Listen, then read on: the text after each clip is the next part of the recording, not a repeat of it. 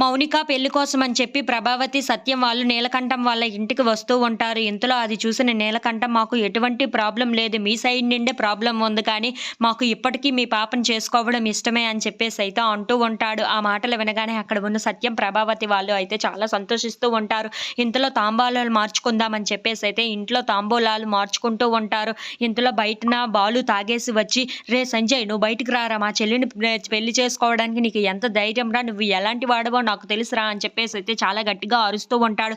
ఇంతలో సంజయ్ అక్కడికి బయటికి వస్తూ ఉంటాడు. అది చూసిన బాలు అయితే, "ఏంట్రా నువ్వు నా చెల్లిని పెళ్లి చేసుకుంటావా, నువ్వు ఎంత ఎదవవో నాకు తెలుసురా" అని చెప్పేసి అయితే సంజయ్ కాలర్ పట్టుకొని చాలా గట్టిగా కొడుతూ ఉంటాడు. ఇంతలో అక్కడికి ప్రభావతి, సత్యం వాళ్ళు వస్తూ ఉంటారు. అది చూసిన బాలు అయితే, "మీరేంటి ఎక్కడ ఉన్నారు, మీరు ఇంటి దగ్గర కదా ఉండాలి" అని చెప్పేసి అయితే అడుగుతూ ఉంటాడు. ఆ మాటలు వినగానే అక్కడ ఉన్న ప్రభావతి, "మేము పెళ్లి చూపుల కోసం, పెళ్లి కోసం మాట్లాడడానికి ఇక్కడికి వచ్చాము" అని చెప్పేసి అయితే అంటూ ఉంటుంది. ఆ మాటలు వినగానే అక్కడ ఉన్న బాలు మాత్రం, "వీడితో మన చెల్లికి పెళ్ళేంటి, మన చెల్లికి ఎట్టి పరిస్థితుల్లో వీడితో పెళ్లి కాకూడదు, వీడు మంచివాడు కాదు, వీడు ఎటువంటి వాడో నాకు పూర్తిగా తెలుసు, వీడికి ఎట్టి పరిస్థితుల్లో నా చెల్లిని ఇవ్వను" అని చెప్పేసి అయితే అంటూ ఉంటాడు. ఆ మాటలు వినగానే అక్కడ ఉన్న సత్యంకి అయితే చాలా కోపం వచ్చేసి బాలు చెంప మీద చాలా గట్టిగా కొడుతూ ఉంటారు. అది చూడగానే అక్కడ ఉన్న సంజయ్, నీలకంఠం వాళ్ళు నవ్వుకుంటూ ఉంటారు. ఇంతలో అక్కడ ఉన్న బాలు మాత్రం, "నాన్న వీళ్ళ కోసం మీకు పూర్తిగా తెలీదు, అందుకే మీరు ఇలా చేస్తున్నారు" అని చెప్పేసి అయితే అంటూ ఉంటాడు. ఇంతలో అక్కడ ఉన్న సత్యం మాత్రం చాలా కోపంగా, "నువ్వు మర్యాదగా బయటికి ఇంటికి పోరా" అని చెప్పేసి అయితే అంటూ ఉంటాడు. If you like this video please